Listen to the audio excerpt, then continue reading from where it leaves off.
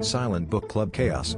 So last month, my neighbor Linda, who is basically the HOA's answer to Oprah, decided to start a silent book club. Apparently, it's a thing where people gather, don't talk, and just read together in absolute silence. She said it builds community and, mindfulness. I figured, why not?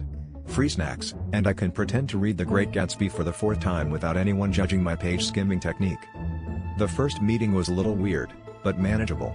10 of us sat in Linda's living room, sipping tea, reading, and trying not to crunch too loudly on pita chips.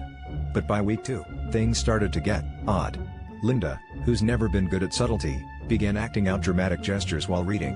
One moment she'd gasp with wide eyes, clutch her chest, and another she'd mime furiously flipping a table, all without a single word.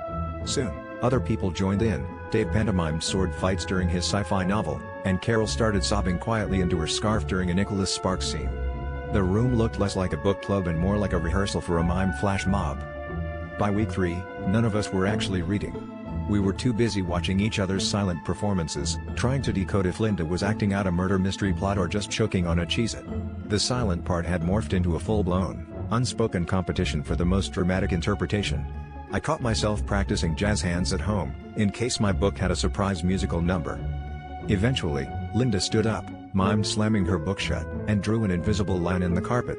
She spoke with her hands, but we all knew what she meant. Enough was enough. So we held a vote, by miming, of course, and unanimously agreed to switch to charades.